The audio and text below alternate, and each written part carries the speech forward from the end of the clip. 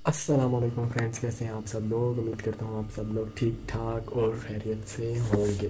تو اگر آپ لوگوں نے اس ویڈیو پر کلک کیا ہے تو یقیناً آپ یہ جاننا چاہ رہے ہوں گے کہ کال سینٹر میں جاب کرنے کے کیا بینیفٹس ہیں اور کیا اس کے ڈرا بیکس ہیں۔ تو جیسا کہ جو کال سینٹر انڈسٹری ہے وہ بہت ہی زیادہ پاکستان میں اس وقت بومنگ ہے، جس کی وجہ یہ ہے کہ پاکستان میں ایک تو جابس بہت کم ہیں، اور جو کال سینٹر انڈسٹری ہے یہاں پر آپ لوگوں کو فوراً سے جاب مل جاتی ہے، سیلری اچھی ہوتی ہے اور گروتھ کے بھی چانسز ہوتے ہیں۔ تو جس وجہ سے یہ جو انڈسٹری ہے پاکستان میں یہ کافی آج کل بومنگ چل رہی ہے۔ تو ابھی بات کر لیتے ہیں اس کے کچھ ڈرا بیکس اور اس کے کچھ فائدے کیا ہیں، بینیفٹس کیا ہیں۔ تو سب سے پہلے ہم لوگ آپ لوگوں کو بینیفٹس ہی بتائیں گے۔ پہلے میں آپ لوگوں کو تھوڑا سا اوور ویو دے دیتا ہوں، کال سینٹر جو انڈسٹری ہوتی ہے یہ ورک کیسے کرتی ہے۔ سب سے پہلے آپ لوگ جاتے ہو کسی کال سینٹر میں، انٹرویو دیتے ہو، ہائر وہ آپ لوگوں کو کرتے ہیں۔ اگر آپ لوگ بالکل فریش ہو تو 7 ڈیز یا 10 ڈیز کا آپ لوگوں کا ٹریننگ سیشن ہوتا ہے، اس میں آپ لوگوں کو سب کچھ بتایا جاتا ہے، اسکرپٹس ہوتی ہیں وہ آپ لوگوں سے ریڈ آؤٹ کرائی جاتی ہیں، آپ لوگوں کی انگلش چیک کی جاتی ہے۔ اور ہاں، اس جاب کے لیے یہ ضروری ہے کہ آپ لوگوں کی جو انگلش ہے وہ بہتر ہونی چاہیے۔ اگر آپ لوگ کی انگلش نہیں صحیح تو پھر کال سینٹر انڈسٹری میں آپ لوگ جاب نہیں کر سکو گے۔ ریڈ آؤٹ آپ لوگوں کو کم سے کم اچھا کرنا چاہیے، آنا چاہیے، مطلب ریڈ اچھا آپ لوگ کر لو انگلش۔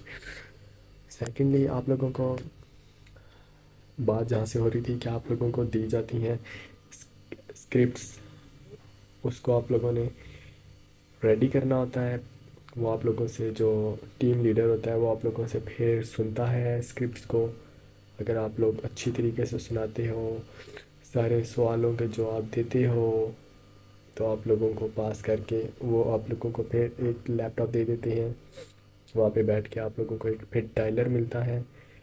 ڈائلر پہ آٹومیٹک نمبر لگے ہوتے ہیں، اس پہ آپ لوگوں کو کالز آتی رہتی ہیں آتی رہتی ہیں آتی رہتی ہیں، اور آپ لوگوں نے وہاں سے اسکرپٹ ریڈ، گریٹنگس کرنی ہے سب سے پہلے، اس کو پھر انٹروڈکشن اور سارا کچھ مین چیز بتانا ہے۔ اس کے سوال ہوتے ہیں تو اس کے آپ لوگوں نے جواب بھی ریٹن ہوتے ہیں پہلے سے آپ لوگوں کے پاس، وہ آپ نے یاد کرنے ہوتے ہیں، پھر اس کو اس طریقے سے آپ لوگوں نے گائیڈ کرنا ہوتا ہے۔ مطلب اس طرح کا ایک ڈائلاگس چلتے ہیں کسٹمر کے درمیان اور آپ کے درمیان۔ تو اس میں پھر یہ چکر ہوتا ہے۔ ابھی میں آپ لوگوں کو بینیفٹس اس کے کچھ بتا دیتا ہوں کہ یہاں پہ سب سے بڑا بینیفٹ ہے کہ آپ لوگوں کو سیلریز اچھی ملیں گی، اور ٹائم پہ ملے گی سیلری، اور جو جاب ہے وہ فوراً سے آپ لوگوں کو مل جاتی ہے۔ اگر آپ لوگوں نے جانا ہے انٹرویو دو گے، آپ لوگوں کو فوراً سے جاب مل جاتی ہے۔ تو کمپٹیٹیو سیلری ہے، اچھی چیز، اور مطلب اچھا آپ لوگ کو اپنا کیریئر بنا سکتے ہو۔ سیکنڈ جو چیز ہے اس میں آپ لوگوں کو گروتھ کے چانسز بھی ہیں اس فیلڈ میں آپ لوگوں کے۔ اب وہ کس طرح ہے گروتھ کے چانسز؟ گروتھ کے چانسز اس طرح ہیں آپ لوگوں کے لیے کہ سب سے پہلے آپ لوگ ایز اے ایجنٹ یہاں پر جاتے ہو، پھر آپ لوگ 1 سال 2 سال ورک کرتے ہو ایز اے ایجنٹ، بات کرتے ہو، پھر آپ لوگ اگر آپ لوگوں کا باس دیکھتا ہے کہ آپ لوگ ایک ورک اچھا کر رہے ہو تو وہ آپ لوگوں کو پھر پروموٹ کر دیتا ہے ٹیم لیڈ۔ ٹیم لیڈ سے پھر آپ لوگ کیو اے میں بھی جا سکتے ہو، کوالٹی ایشورنس، یا کیو سی، کوالٹی چیک۔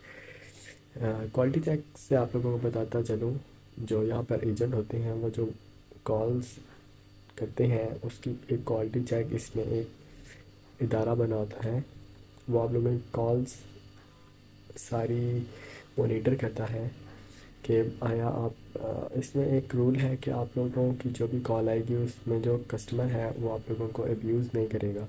تو اگر آپ لوگ ابیوز والی کال آگے ٹرانسفر کر دیتے ہو تو وہ ڈی این سی میں چلی جاتی ہے۔ تو میک شیور کر لیں کہ اگر آپ لوگ کوئی کال لیتے ہو تو وہ ڈی این سی نہ ہو، مطلب کوئی کسٹمر آپ لوگوں کو ابیوز مت کرے۔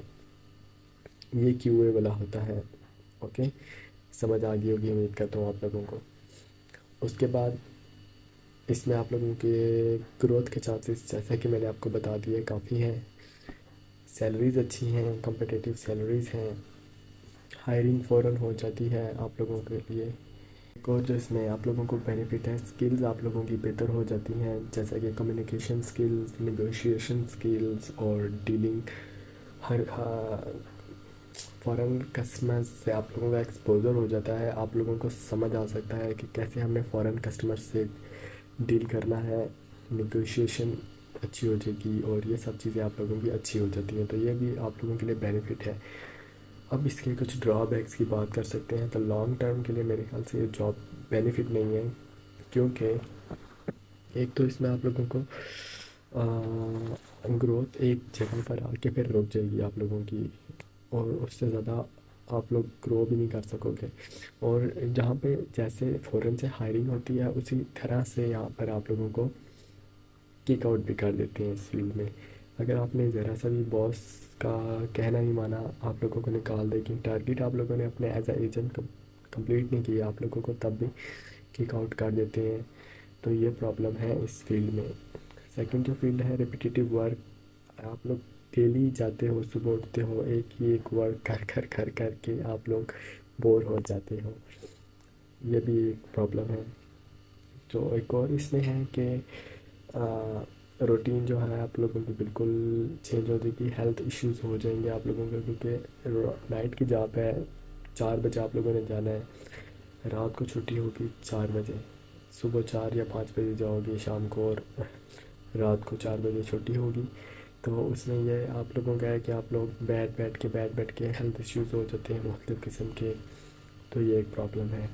एक और जो प्रॉब्लम है इसमें कि पर्सनल लाइफ आप लोगों की ख़त्म हो जाएगी, क्योंकि जैसे ही आप लोग रात को अगर 4 बजे आओगे तो 1 से 2 घंटे तो आप लोगों को लग जाएंगे ना सोने के लिए। तो उसके बाद फिर आप लोग जो है, अगर आप लोग सुबह दोपहर को उठते हो 2 बजे, तो फिर पीछे क्या वक्त बच जाता है, 2-3 घंटे होते हैं आप लोगों को जॉब पे जाने के लिए। उसके बाद फिर से आप लोग काम करोगे और नेक्स्ट डे सेम रूटीन। तो पर्सनल लाइफ आप लोगों की तकरीबन ख़त्म हो जाती है।